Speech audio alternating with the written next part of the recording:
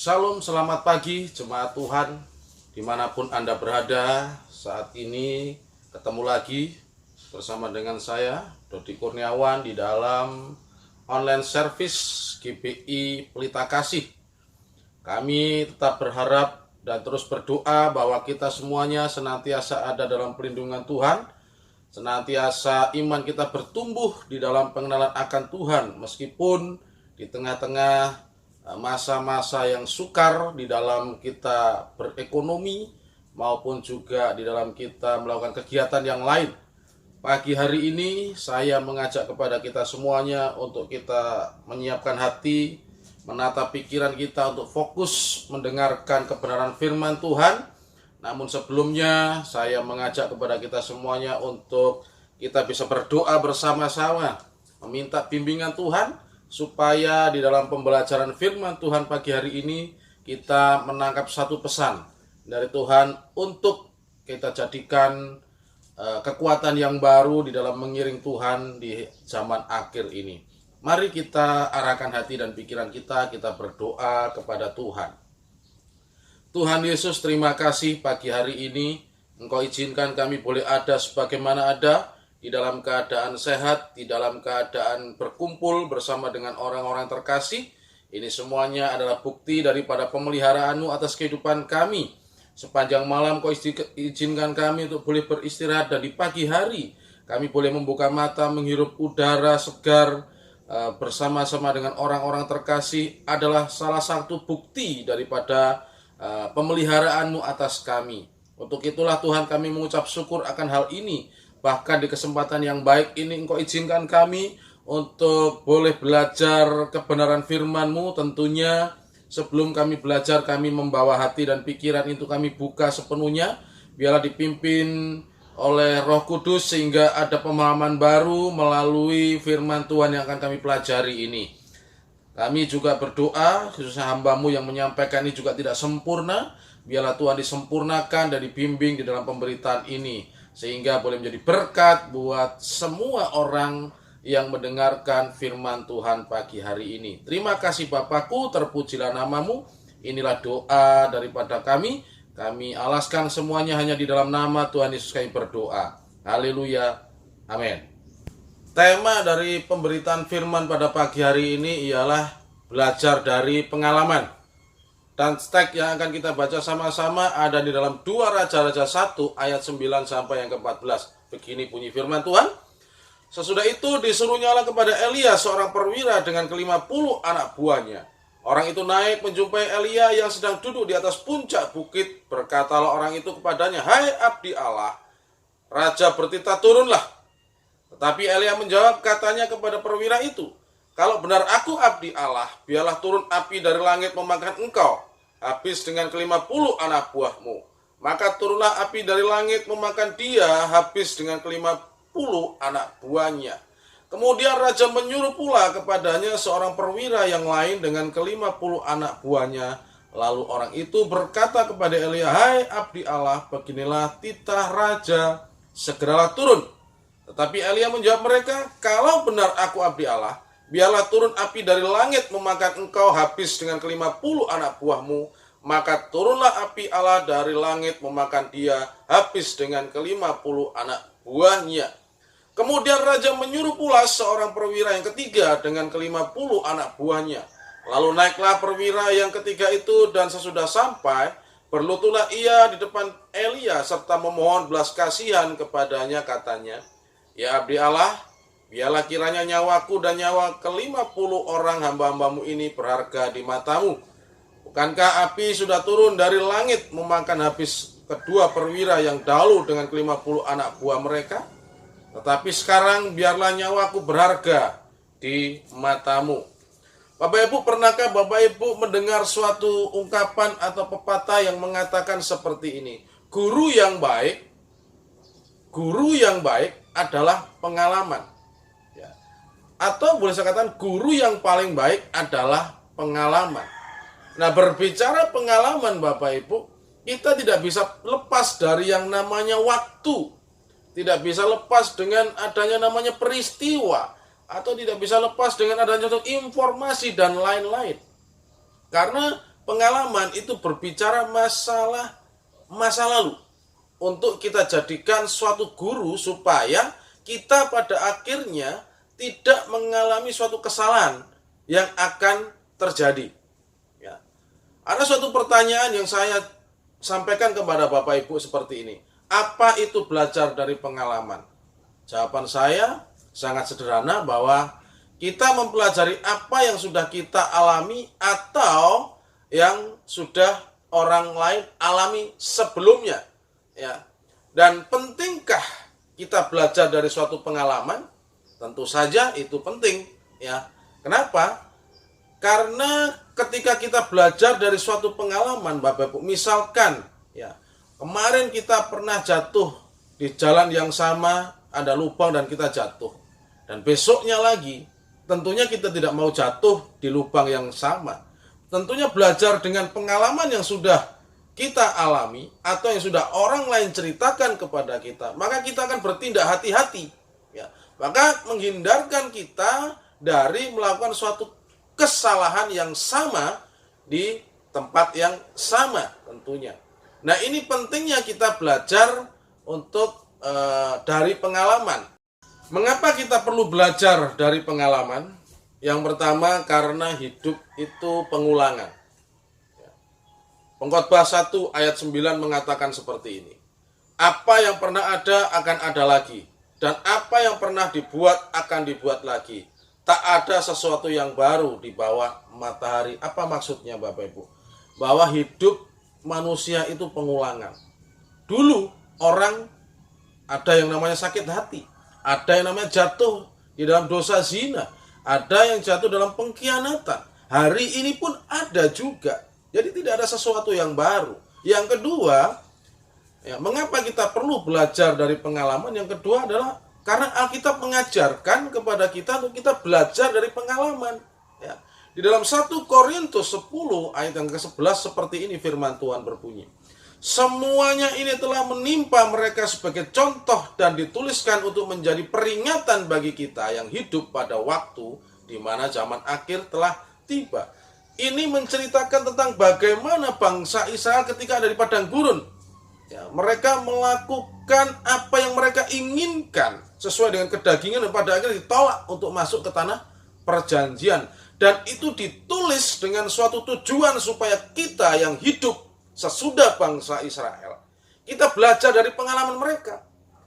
Jadi kalau ditanya kenapa kita harus belajar tentang pengalaman, ya karena itu tadi ada dua. Yang satu adalah hidup karena pengulangan. Yang kedua, karena Alkitab mengajarkan kita untuk belajar dari pengalaman. Teks yang kita baca tadi, Bapak Ibu, di dalam 2 Raja-Raja tadi, menceritakan tentang seorang raja Israel namanya Ahazia. Ya, dia jatuh sakit ketika dia di kamar. Ya, dan sakitnya ini tidak sembuh-sembuh. Pada akhirnya dia menyuruh pegawainya, ya, menunjuk pegawai untuk mencari tahu, ya, kepada Baal Zebub, Allah orang Ekron. Ya. Nah, di tengah-tengah perjalanan, utusan yang disuruh oleh Raja Ahazia ini ketemulah dengan Elia. Ya. Dan di situ disuruh kembali kepada Elia untuk mengatakan kembali kepada Raja Ahazia pesan yang disampaikan oleh Elia bahwa sakitnya itu tidak sembuh dan akan membawa kematian. Nah, yang menarik Bapak Ibu, ketika Raja Ahazia mendengar bahwa itu Elia, maka dia memerintahkan, ya, perwira dengan 50 pasukan pertama. Dia datang ketemu Elia dan mengatakan tidak sopan kepada Elia. Akhirnya dia mati disambar oleh api. Begitu juga perwira yang kedua dengan ke-50 anak buahnya datang kepada Elia dan ketemu dengan kalimat yang tidak sopan, ya, akhirnya mati juga. Nah, perwira yang ketiga berserta dengan 50 anak buahnya ini mempelajari, ya, dari pendahulunya, dari 2 perwira dan 100 orang tadi, bahwa kenapa mereka kok bisa mati, ya, ketemu Elia. Saya yakin bahwa dia menganalisa dan dia belajar dari pengalaman kedua perwira sebelumnya. Maka akhirnya perwira yang ketiga ini mengatakan suatu kalimat yang merendahkan hati, ya, memohon pengampunan, dan pada akhirnya oleh karena belajar daripada pengalaman dua perwira sebelumnya, perwira yang ketiga ini selamat, Bapak Ibu, dengan beserta 50 anak buahnya. Nah, di dalam Alkitab kita banyak membaca kisah-kisah perjalanan hidup dari orang-orang dari Kejadian sampai Wahyu, Bapak Ibu, itu menceritakan banyak sekali pengalaman-pengalaman yang dihadapi oleh anak-anak Tuhan, yang dihadapi oleh orang-orang yang juga tidak mengenal Tuhan. Bagaimana orang-orang yang mengenal Tuhan ketika dia bersandar kepada Tuhan, hidupnya akhirnya bagaimana? Bagaimana orang-orang yang pada waktu itu tidak mengenal Tuhan, mereka mengandalkan kekuatan sendiri dan akhir hidupnya seperti apa? Alkitab banyak menceritakan tentang pengalaman-pengalaman seperti itu. Di Alkitab menceritakan juga pengalaman-pengalaman orang dengan kedudukan yang tinggi sampai kedudukan yang paling rendah, ya, raja sampai rakyat jelata. Alkitab juga menceritakan bagaimana kehidupan orang miskin dan orang kaya, dan bagaimana akhir kehidupan mereka ketika mereka mengandalkan Tuhan. Alkitab juga mengajarkan bagaimana ada seorang kaya yang pernah kaya sekali dan bangkrut, dan ketika dia tetap mengikuti proses Tuhan, pada akhirnya dia bangkit daripada kebangkrutan itu. Mungkin saat ini, ya Bapak Ibu, saudara-saudara semuanya, dimanapun Anda berada, ya baik yang ada di Sentani, di AP Pura, maupun dimanapun Bapak Ibu yang menonton daripada video ini, sedang mengalami yang namanya beban, permasalahan tentang berhubungan dengan perekonomian, ya, sedang mengalami susah karena mendapatkan keturunan di dalam rumah tangga, sudah berkeluarga 10 tahun tetapi tidak memiliki keturunan dan belum memiliki keturunan. Alkitab, Bapak Ibu, juga menceritakan ada yang pernah mengalami seperti ini. Mungkin saat ini Bapak Ibu ada yang terbelenggu dengan dosa zina, tidak bisa lepas daripada keterikatan perzinaan. Mungkin Bapak Ibu saat ini yang sudah sedang tersandra oleh sakit hati. Mungkin juga Bapak Ibu saat ini sudah atau sedang ada yang tersandra akan penyesalan karena orang yang terkasih dipanggil oleh Tuhan. Mungkin juga Bapak Ibu hari-hari ini sedang bergumul dengan iman, antara meninggalkan Kristus atau tetap bertahan percaya kepada Kristus, ya. Mungkin di antara Bapak Ibu ada yang mengalami hal-hal yang lain. Nah, khusus pada pagi hari ini saya akan mengajak kepada kita untuk belajar kepada orang-orang yang terpuruk, ya, khusus terpuruk dengan masalah perekonomian, dan pada akhirnya dapat bangkit ketika dia bersama-sama dengan Tuhan. Ada 3 hal yang akan saya ajarkan, yang akan saya sampaikan kepada kita semua sehubungan dengan orang yang terpuruk oleh karena perekonomian. Yang pertama, terpuruk oleh perekonomian oleh karena apa? Oleh karena akibat dari orang lain. Yang kedua, mengalami suatu keterpurukan perekonomian oleh karena apa? Seizin Tuhan. Nah, yang ketiga, mengalami keterpurukan perekonomian oleh karena apa? Akibat perbuatannya sendiri. Jadi ada 3 hal yang akan kita pelajari, pengalaman hidup daripada orang-orang ini, dan saya rindu nantinya di akhir daripada pembelajaran ini Bapak Ibu dapat suatu pesan khusus yang bisa diaplikasikan di dalam kehidupan Bapak Ibu semua. Yang pertama Bapak Ibu adalah orang yang mengalami keterpurukan perekonomian diakibatkan oleh karena orang lain. Ini terdapat di dalam 2 Raja-Raja 4 ayat yang pertama. Begini bunyi firman Tuhan. Salah seorang dari istri-istri para nabi mengadukan halnya kepada Elisa sambil berseru, "Hambamu suamiku sudah mati dan engkau ini tahu bahwa hambamu ini takut akan Tuhan. Tetapi sekarang penagih hutang sudah datang untuk mengambil kedua orang anakku menjadi budaknya." Ya, posisi sebagai janda memang serba sulit Bapak Ibu, ya. Tidak lepas dari gunjingan dan masalah keuangan, ya. Dan itu adalah problem yang kebanyakan dialami oleh para janda. Di teks yang kita baca ini mengisahkan, menceritakan tentang seorang janda ya dari nabi. Dan nabi ini sudah meninggal dan meninggalkan utang kepada istrinya.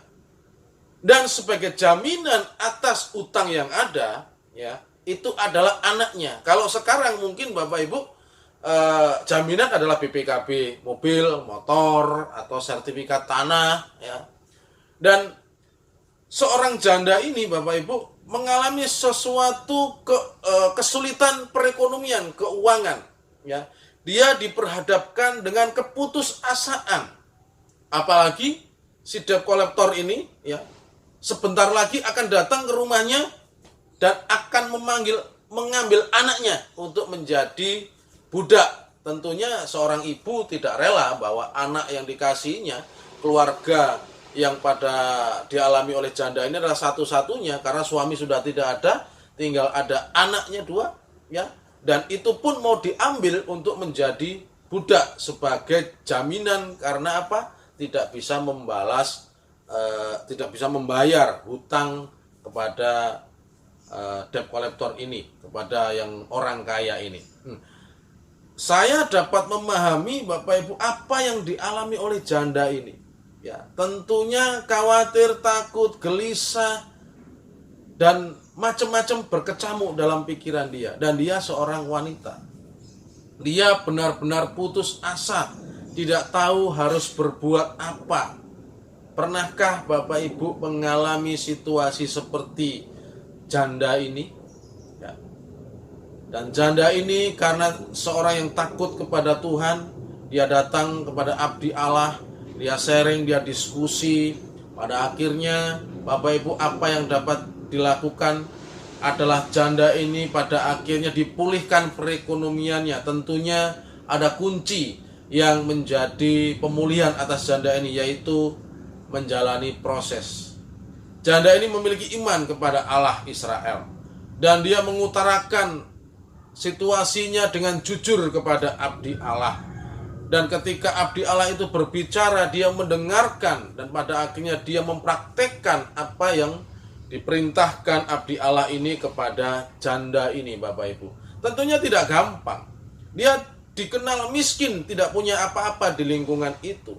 Dan bahkan mengatakan kepada abdi Allah itu bahwa dia hanya memiliki satu botol kecil, ya, minyak zaitun. Ya. Dan ketika diperintahkan untuk meminjam botol ke tetangga, begitu banyaknya, tentunya ini juga sesuatu yang menguji iman. Kenapa?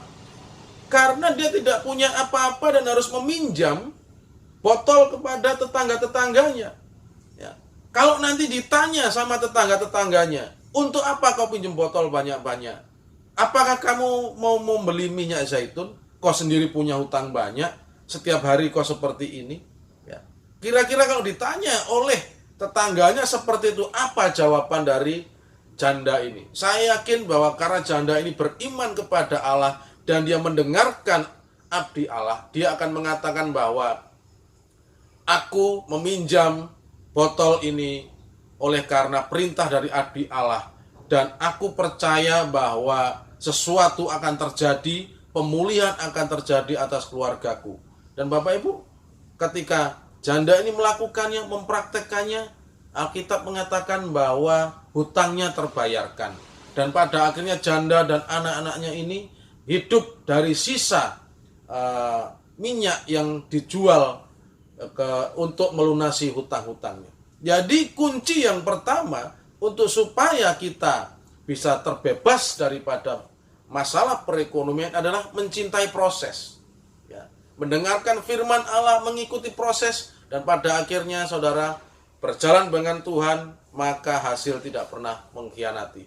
Janda ini ya memiliki kesusahan di dalam perekonomian oleh karena perbuatan orang lain. Yang kedua, ya, mengalami suatu krisis atau kesusahan, pergumulan dalam perekonomian karena seizin Tuhan. Dan ini terjadi di dalam kehidupan Ayub, Bapak Ibu. Ayub 1 ayat 1 sampai 5 dikatakan bahwa Ayub, Bapak Ibu, dia itu memiliki suatu karakter yang luar biasa. Orangnya saleh, dia jujur, ya, takut akan Allah, menjauhi kejahatan. Ini karakter yang jarang kita ketemui. Hari-hari ini apabila ada orang memiliki 4 karakter seperti ini, wih, luar biasa Bapak Ibu. Ya. Apalagi itu pembisnis. Karena Ayub ini pembisnis Bapak Ibu. Ayub ini pengusaha. Ya, dia memiliki 1 istri, 7 anak laki-laki dan 3 anak perempuan. Dan dia ini orang yang mengasihi keluarga. Sudah saleh, jujur, takut akan Allah, menjauhi kejahatan, dan dia mengasihi keluarga. Diceritakan ketika anak-anaknya setelah melakukan pesta, maka Ayub pagi-pagi memohon kepada Allah pengampunan atas kehidupan anak-anaknya. Bapak Ibu, begitu luar biasa Ayub ini sebagai orang tua. Dan Ayub ini memiliki suatu bisnis yang omsetnya ratusan miliar kalau kita uangkan mungkin ke dalam rupiah di zaman sekarang. Ya. Dia memiliki 7.000 ekor kambing domba. Artinya apa? Bahwa dia memiliki bisnis kuliner dan pabrik tekstil. Mungkin boleh saya katakan seperti itu. Ya. Karena domba dan kambing itu makanan pada waktu itu, dan bulu domba itu dipakai untuk sebagai baju. Makanya dia ini pembisnis. Ya. Salah satu cabangnya adalah bisnis kuliner dan pabrik tekstil. Ya. Dan juga dia memiliki 3.000 ekor unta. Dia memiliki suatu cabang lagi bisnisnya, yaitu apa? Armada transportasi. Ya. Karena waktu itu zamannya Ayub untuk transportasi Bapak Ibu itu menggunakan unta yang dipakai. Ya. Karena Ayub diperkirakan hidup itu sejaman dengan Abraham. Ya. Sebelum adanya Musa. Kalau Bapak Ibu membaca sejarah daripada kehidupan Ayub. Dan dia memiliki cabang lagi usaha, yaitu apa? Usaha jasa tenaga. Apa itu? Karena dia memiliki 500 ekor pasang lembu. Dan ini disewakan ya, untuk mengerjakan ladang-ladang yang ada. Dia juga memiliki jasa atau memiliki suatu perusahaan cabang ekspedisi. Karena dia memiliki 500 ekor keledai betina. Nah, keledai ini biasanya dipakai untuk membawa beban barang-barang yang ada. Dan dia memiliki bisnis ekspedisi ini. Dan juga budak-budak yang tak terhitung banyaknya, Alkitab katakan. Dan apa yang terjadi Bapak Ibu di ayat 16, 17, dan 18. Kesemuanya ini, yang totalnya mungkin sekitar ratusan miliar ini, dalam sehari lenyap. Ayat 16, ayat 17, ayat 18 dikatakan di situ diawali dengan kalimat sementara itu, sementara itu, sementara itu. Ditambah lagi pada akhirnya anaknya meninggal semuanya dan habis. Ayub tidak memiliki apa-apa. Ayub bangkrut. Ya. Tetapi apa yang terjadi kemudian dalam kehidupan Ayub Bapak Ibu? Kuncinya adalah sama. Jalani proses. Ya. Ayub beriman kepada Allah yang benar. Ya. Dia jujur menyampaikan masalahnya kepada teman-temannya. Ada perdebatan terjadi memang di situ, tetapi pada akhirnya Ayub juga bertobat, mengakui Bapak Ibu ya, mengakui apa yang dikatakan itu juga tidak tepat di dalam ayat 42 ayat 6. Oleh sebab itu aku mencabut perkataanku dan dengan menyesal aku duduk dalam debu dan abu. Ketika Ayub mengatakan statement seperti ini, penyesalan Bapak Ibu, pemulihan terjadi. Dan apa yang Alkitab katakan di dalam Ayub 41 ayat 16 katakan bahwa sesudah itu Ayub masih hidup 140 tahun lamanya. Ia melihat anak-anaknya dan cucu-cucunya sampai keturunan yang keempat. Ini salah satu hal yang membuktikan bahwa Ayub itu hidup sezaman dengan Abraham atau sebelum daripada masa hidupnya Musa, karena hidupnya panjang ya. Sesudah itu Ayub masih hidup 140 tahun lamanya. Jadi diperkirakan usia Ayub itu sekitar 200-an tahun Bapak Ibu. Dan Ayub dipulihkan dari krisis karena Ayub menjalani proses ya. Menjalani proses dengan setia, dan pada akhirnya akan ada pertobatan dan Tuhan pulihkan. Yang ketiga adalah orang yang mengalami krisis perekonomian oleh karena perbuatannya sendiri. Dan ini dialami oleh Yakub. Bapak Ibu semuanya, dalam Kejadian 28 ayat 20 sampai 22. Seperti ini bunyi firman Tuhan. Lalu bernasarlah Yakub, jika Allah akan menyertai dan akan melindungi aku di jalan yang kutempuh ini, memberikan kepadaku roti untuk dimakan dan pakaian untuk dipakai, sehingga aku selamat kembali ke rumah ayahku, maka Tuhan akan menjadi Allahku, dan batu yang kudirikan sebagai tugu ini akan menjadi rumah Allah. Dari segala sesuatu yang engkau berikan kepadaku, akan selalu kupersembahkan 1/10 kepadamu. Ya. Yakub, Bapak Ibu, mengalami keterpurukan ekonomi itu oleh karena perbuatannya sendiri. Ya. Bagaimana dia melakukan tipu muslihat meskipun itu bukan atas inisiatif sendiri, ya, karena itu usulan daripada ibunya. Tetapi dia mengalami dampak, ya, bahwa Yakub dan Esau ini adalah keturunan orang kaya. Tetapi ketika Yakub melakukan suatu perbuatan yang curang, pada akhirnya dia harus meninggalkan kedua orang tuanya, meninggalkan harta benda yang ada, dan dia seorang diri. Ya. Bahwa Ishak pada waktu itu melepas kepergian Yakub, diceritakan sebelumnya. Oleh karena apa? Saudaranya berikhtiar untuk membunuh, ya, yaitu Esau, karena sudah dibohongin. Dan di tengah-tengah perjalanan ketika dia capek, maka tertidurlah, ya, Yakub, dan dia bermimpi. Dan ketika dia bangun dari mimpi, dia membuat nasar seperti yang kita baca di dalam Kejadian 28 ayat 20 sampai yang ke 22.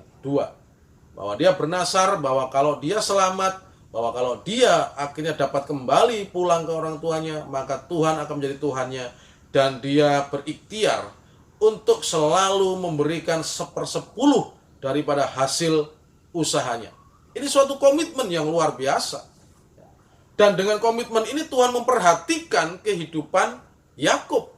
Meskipun pada akhirnya dia harus juga mengikuti proses. Apa kata kunci keberhasilan daripada kehidupan Yakub sehingga dia dipulihkan adalah dia setia mengikuti proses yang ada.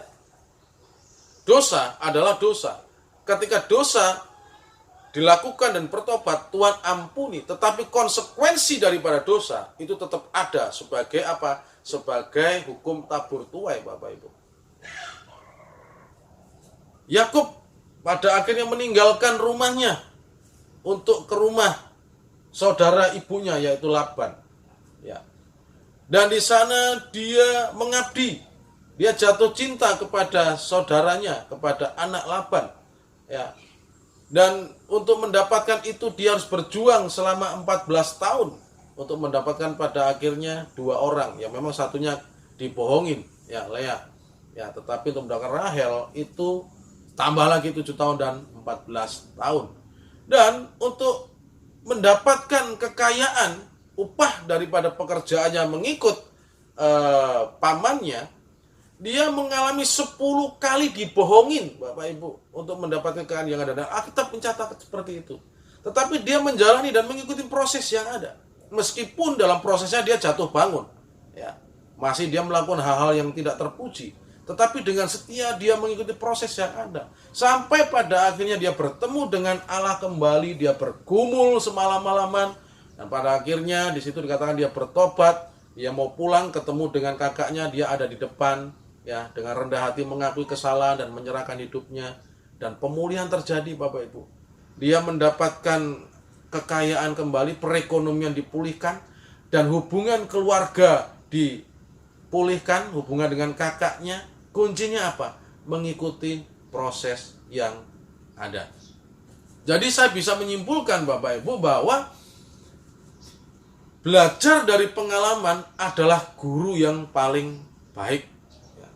Kenapa? Karena hidup ini adalah proses pengulangan. Segala sesuatu tidak ada yang baru di bawah kolong langit ini. Hari ini ada orang sakit hati, dulu ada orang sakit hati. Hari ini ada orang mengkhianati kita, dulu juga banyak orang yang dikhianati.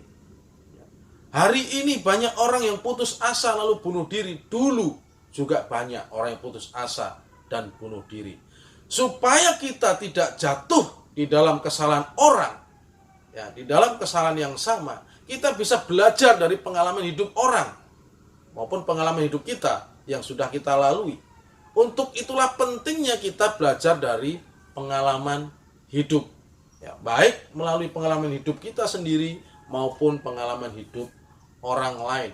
Untuk bangkit dari keterpurukan, Bapak Ibu, diperlukan yang namanya semangat untuk setia kepada proses. Nikmatilah proses bersama dengan Tuhan. Jika hari-hari ini Tuhan izinkan kita mengalami keterpurukan di dalam perekonomian secara khususnya, ya, Bapak Ibu, tetaplah setia. Tetaplah berharap kepada Tuhan. 3 pengalaman hidup yang dari orang yang sudah saya sampaikan tadi. Mereka terpuruk di dalam mengalami perekonomian mereka. Tetapi solusi daripada bangkitnya mereka, pemulihan mereka, sama Bapak Ibu. Yaitu mereka mengikuti prosesnya Tuhan. Mereka tetap beriman kepada Tuhan. Jangan pernah ada di dalam kehidupan Bapak Ibu terpikirkan ketika mengalami kesusahan perekonomian, Bapak Ibu meninggalkan iman untuk mendapatkan sesuap nasi, ya, pergi ke Gunung Kawi untuk mencari kekayaan, menggadaikan jiwa kita kepada iblis untuk kita tukar dengan kekayaan yang hanya mungkin 70-80 tahun. Bapak Ibu, ada kalanya Tuhan izinkan kita mengalami kesusahan perekonomian. Itu karena Tuhan ingin menguji seberapa besar kita ini mengandalkan Tuhan, seperti yang dialami oleh Ayub. Tetapi ada kalanya kita mengalami juga, Bapak Ibu, ya, kesusahan perekonomian oleh karena perbuatan orang lain, oleh karena dikhianati orang lain sehingga kita bangkrut. Tetapi janda tadi, Bapak Ibu, dia tidak menyalahkan suaminya, tetapi dia mengikuti proses dan dia melakukan itu dengan setia. Begitu juga dengan Yakub. Ya. Yakub juga seperti dia mengikuti proses, meskipun dalam prosesnya dia juga mengalami tipuan-tipuan, dibohongi, dan dia juga masih membohongi. Tetapi pada akhirnya ada satu titik dia bertemu dengan Allah dan dia bertobat. Perekonomiannya dipulihkan, hubungan keluarganya dipulihkan. Kesalahan pertama adalah pengalaman. Kesalahan yang sama adalah pilihan. Tentunya di akhir daripada pemberitaan firman Tuhan ini saya mengingatkan kepada kita semua supaya kita tidak jatuh ke dalam lubang yang sama. Diperlukan bagi kita untuk memiliki hikmat. Dan salah satu hikmat itu adalah dengan belajar kepada pengalaman hidup, baik hidup kita pribadi maupun hidup orang lain. Dan Alkitab sudah banyak memberikan contoh-contoh pengalaman hidup daripada orang-orang yang gagal, bangkit, dan sukses. Orang-orang yang sukses pada akhirnya gagal dan hancur. Dan itu semuanya Alkitab dengan terus terang dan jujur mengatakan hal itu. Sekarang kembali kepada Bapak Ibu semuanya. Mau mengikuti pengalaman hidupnya siapa? Ya. Itu tergantung Bapak Ibu, dan Bapak Ibu memiliki kehendak bebas akan hal itu. Tetapi saat ini saya menyarankan, saya menghimbau untuk Bapak Ibu mengikuti teladan orang-orang yang tetap bertahan dan beriman kepada Kristus. Meskipun badai apapun itu, ya, tetap bertahan dan mengandalkan Tuhan, tetap berlindung kepada Tuhan. Satu hal yang saya sampaikan sebagai pesan terakhir Bapak Ibu. Jika Tuhan masih mengizinkan nafas itu hidup di dalam hidupmu, hidup saya, hidup kita semuanya, Tuhan sungguh sangat-sangat tahu bahwa hidup itu memerlukan makan, minum, pakai, tempat. Dan Tuhan tentunya akan sediakan itu. Karena Tuhan ketika mengizinkan untuk kita masih hidup, itu ada tujuan Tuhan yang belum selesai dalam hidupmu, hidup saya. Jadi teruslah tetap percaya kepada Tuhan, Teruslah tetap percaya kepada Allah, kepada Kristus, dan ini yang bisa saya sampaikan kepada kita semuanya. Saya mengajak kepada kita semua untuk menyanyikan satu pujian, Bapak Ibu. Dan pujian ini mari kita sama-sama nyanyikan bersama. Saya sangat diberkati dengan pujian ini. Saya rindu untuk kita semua juga diberkati dengan pujian ini. Lagu ini sangat memberkati saya beberapa hari ini, dan setiap doa pagi saya menyanyikan. Saat ku berada di tengah gelombang, Kau ada di sana. Hadapi cobaan, lewati ujian, tanganmu melindungiku, kasihmu menguatkanku. Kemuliaan-Mu Tuhan pasti nyata di tengah badai. Kau pertolongan dan pengharapan, Tuhan kemenanganku.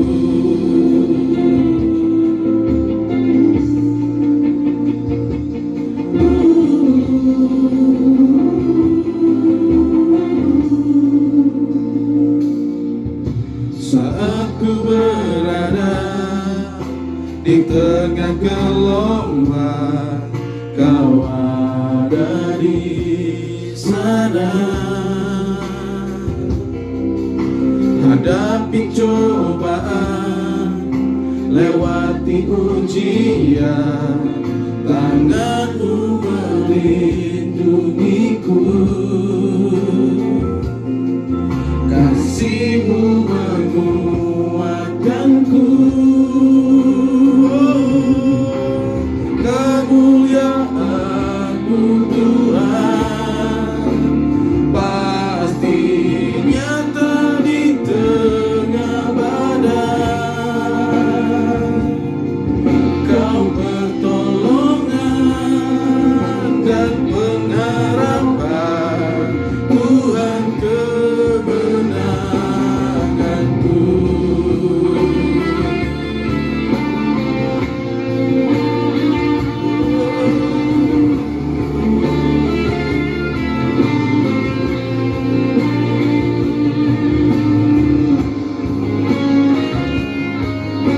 Amin.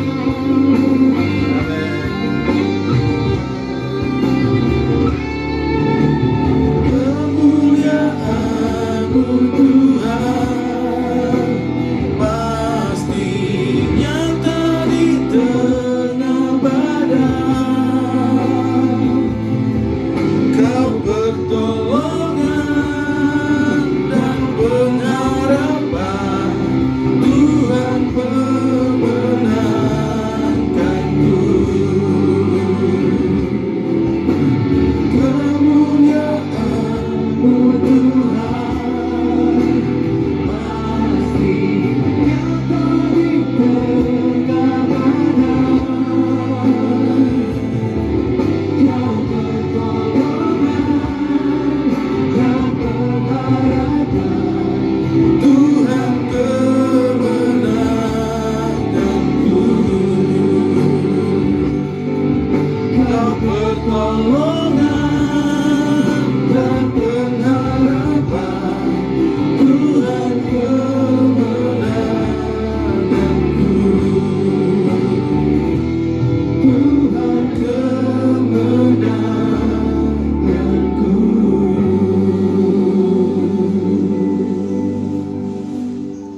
Terima kasih Tuhan Yesus untuk firman-Mu pada pagi hari ini,